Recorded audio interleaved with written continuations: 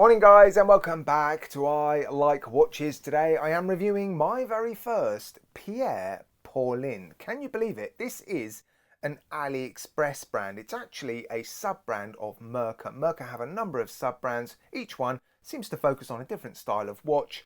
Pierre Paulin watches have strong art deco vibes. They often have sector dials just like this one, and when they invited me to review this watch, I'm not going to lie, I was a little bit nervous because Pierre Paulin was a designer, a French designer, died in the early 2000s, and because of trademark issues, I did some homework, and seemingly there are no Pierre Paulin watch brands anywhere in the world, so they are free to use this name, and given the style of watch, I think it works. But yeah, in this video we're going to run through all the facts, figures, stats and specifications. Green thumbs up, red thumbs down. I'll show you some lovely macro shots, little summary at the end, and then hopefully we'll know really if it actually does work. Right, here it is then on my roughly average 7¼ inch-ish wrist, and I think the first thing that strikes you is that beautiful salmon pink dial. I'm going to show you some lovely macro shots of that shortly. There's a number of different finishes on there. Now this is a sector dial because you've got concentric circles and they often have those sort of dividing lines at the hour markers. Yeah, fascinating dial. Now inside this watch you've got a hand wind movement. I've not been able to find out which caliber of movement it is. It beats at 21,600 beats per hour. This one's running okay, +8 to +12 seconds a day on the time grapher. Reasonable beat error, reasonable amplitude. Yeah, it's okay. It's a very affordable watch. You can pick this one up out of the sales on AliExpress for roughly $115 US.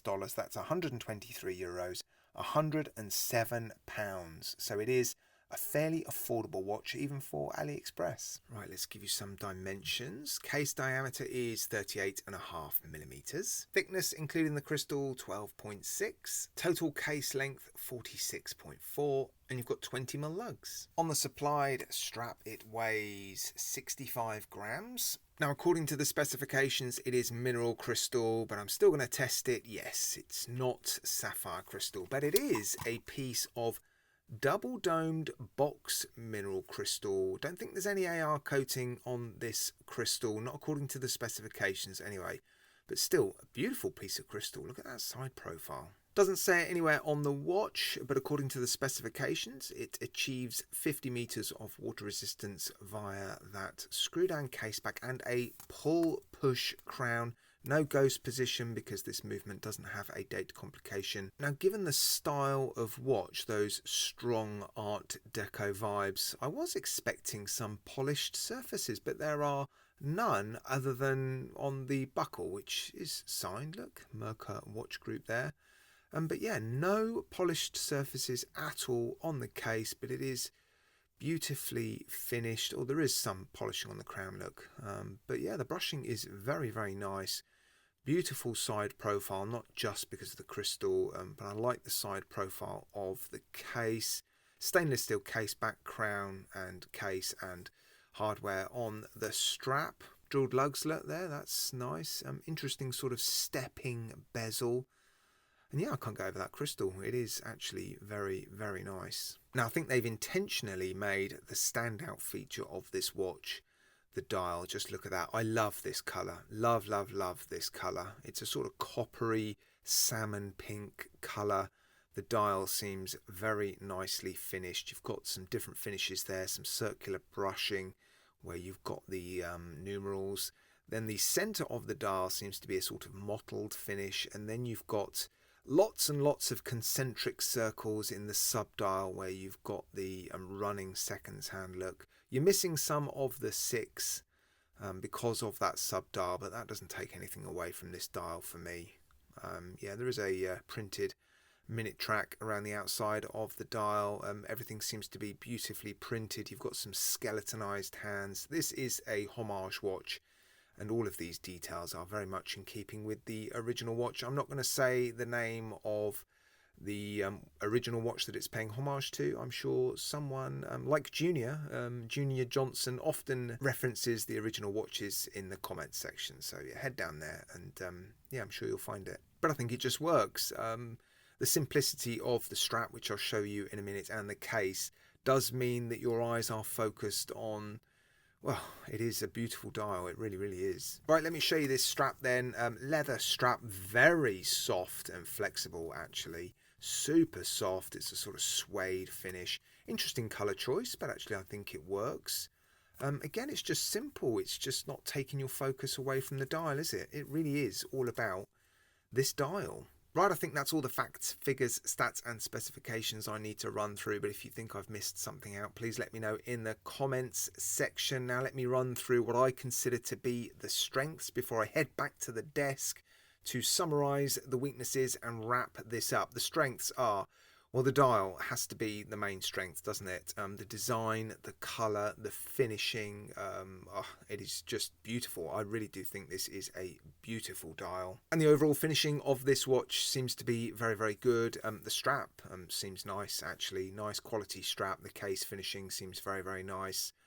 You know, they're putting their signature on places like the buckle, so they're not skimping and saving on things like branding the watch. I'm not entirely sure what that logo is on the crown or that logo on the case back, but yeah, it seems to be, well, it feels like a quality watch. And it's not just the dial that looks good. I think the overall watch looks good. The proportions are good. The case finishing and the design of the case is nice. I think it looks good at all angles. I'm not seeing anything about this watch that makes me think, oh, you know, that's out of proportion or that doesn't look very nice. Yeah, I was surprised to see it on this strap on AliExpress, but the more I look at it, the more I think it actually works. So yeah, I just think overall it is a good looking watch. And look at the finishing of this movement. It may seem like a fairly affordable movement because it's hand wind only, it's a non-hacking movement. There's no branding on it. I'm not able to find out which caliber it is. So I suspect it is a fairly affordable hand wind movement. But yeah, it looks pretty good, doesn't it? I mean, it seems to be very nicely finished. Now, the movement may well be beautifully finished, but it is still a non-hacking hand wind only unknown caliber. And I suspect many of you are like me. You like to know which movements are inside the watches you buy.